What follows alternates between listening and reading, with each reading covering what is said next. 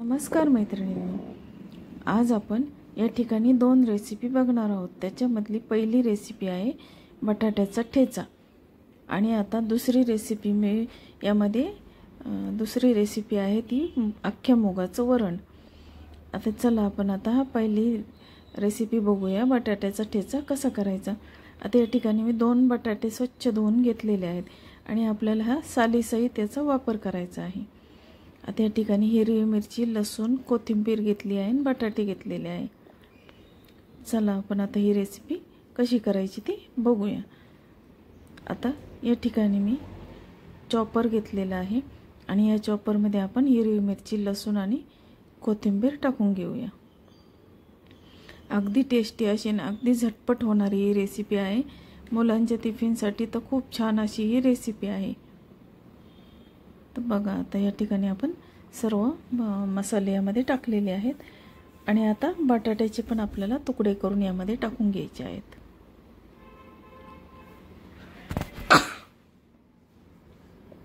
आता या ठिकाणी बटाट्याचे तुकडे केलेले आहेत आणि यामध्ये टाकून आपल्याला हे चॉप करून घ्यायचे आहेत।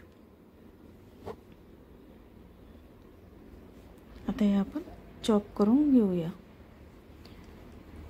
आता आपले हे बारीक झालेले आहेत। आता आपण गॅसवर एक पॅन ठेवलेला आहे आणि या पॅनमध्ये मी अर्धी पळी तेल टाकले आहे आणि यामध्ये आपल्याला दोन्हीचाही वापर करायचा, जिरे आणि मोहरी थोडे प्रमाणामध्ये।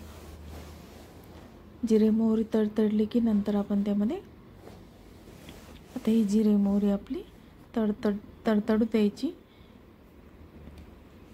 जेवढी जिरे मोहरी तडतडन तेवढी फोडणी अगदी खमंग अशी होते।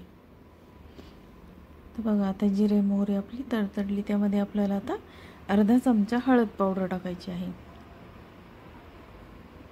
आणि आता हळद पावडर टाकल्यानंतर जे बटाटे आपण चॉप केलेले आहेत ते यामध्ये पॅनमध्ये टाकून घ्यायचे आहेत। आता हे पॅनमध्ये टाकलेले आहेत आपण आणि आता हे व्यवस्थित आता हलवून घेऊया आणि आता पूर्ण त्या फोडणीमध्ये हे बटाटे मिक्स करून घेऊया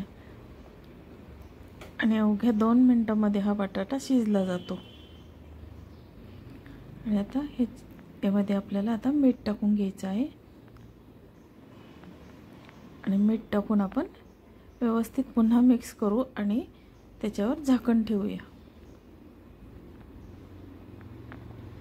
मिक्स करून आणि झाकण ठेवूया आपण 2 मिनिटं वाफ येण्यासाठी फक्त।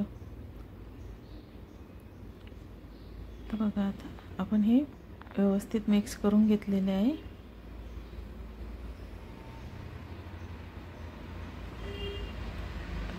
आणि आता त्याच्यावर आपण आता झाकण ठेवून घेऊया थोड्या वेळ। अगदी वाफ येण्यासाठी आपण त्याच्यावर झाकण ठेवलेलं आहे। आता आपला हा बटाट्याचा ठेचा रेडी झालेला आहे। मी आता सर्विंग बाउलमध्ये सर्व केलेला आहे। तर तुम्हाला ही बटाट्याची ठेच्याची रेसिपी आवडली तर माझ्या चॅनलला लाईक, शेअर, सबस्क्राईब जरूर करा। तर बघा, आता ही सर्विंग बाउलमध्ये मी सर्व केलेली आहे। तर तुम्हाला ही रेसिपी कशी वाटली, आवडली तर नक्की लाईक, शेअर, सबस्क्राईब करा आणि तुमच्या मुलांनासुद्धा तुम्ही नक्की करून द्या। आता या ठिकाणी आपली दुसरी रेसिपी आहे अख्ख्या मुगाचं वरण। आता या ठिकाणी मी एक छोटी वाटी भरून अख्खे मूग घेतलेले आहेत। आता आपल्याकडे भाजी नसली की हे अशा प्रकारचं वरण आपण करून खाऊ शकतो। आता या ठिकाणी अर्धी वाटी मूग घेतलेले आहेत आणि आता हे स्वच्छ आपल्याला 2-3 पाण्याने धुवून घ्यायचे आहेत आणि आता यामध्ये वरणामध्ये काय काय वापरते ते बघा आता तुम्ही। आता या ठिकाणी मी लसूण, कोथिंबीर आणि कढीपत्ता याचा वापर मी करणार आहे। आता लसूण या ठिकाणी मी बारीक चिरून घेतलेला आहे आणि आता कोथिंबीर, कढीपत्ता पण आपण चिरून घेऊया। तर चला, आता गॅसवर मी एक छोटा कुकर ठेवलेला आहे आणि यामध्ये अर्धी पळी तेल टाकून जिरे मोहरी टाकून फोडणी करून घेऊया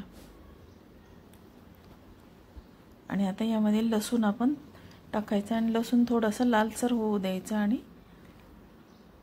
लसूण लालसर झाला की त्यामध्ये आपल्याला कढीपत्ता टाकून घेऊया आपण.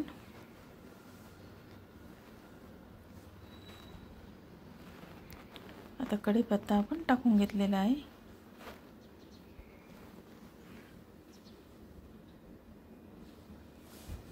आता त्यामध्ये मी मसाले ॲड केलेले आहे. यामध्ये लाल मिरची पावडर, हळद, हिंग, कांदा लसूण मसाला टाकला आहे. आणि त्यामध्ये आता मी अर्धी वाटी मूग आहे तर त्याला 2.5 वाट्या पाणी टाकलेलं आहे, कारण मूग शिजल्यानंतर घट्ट होतं ते वरण. आणि आता यामध्ये आपण मीठ टाकून घेऊया आणि कोथिंबीर टाकूया. आता या ठिकाणी मीठ कोथिंबीर टाकून झाकण लावून घेऊया. आणि आता यामध्ये मूग टाकलेले आहेत आणि आता आपण त्यामध्ये झाकण लावून घेऊया. आता यामध्ये स्वच्छ 4-5 पाण्याने मूग धुतले आणि आपण त्यामध्ये ॲड केले आहे. आणि आता झाकण लावून त्याच्या आपल्याला 4-5 शिट्ट्या करून घ्यायच्या आहेत. तर बघा मैत्रिणींनो, आता हे आपले मुगाचं वरण हे रेडी झालेलं आहे. आता मी सर्विंग बाउलमध्ये ते सर्व केलेलं आहे. तर तुम्हाला ही मुगाच्या वरणाची रेसिपी कशी वाटली, आवडली तर माझ्या चॅनलला लाईक, शेअर, सबस्क्राईब जरूर करा. धन्यवाद.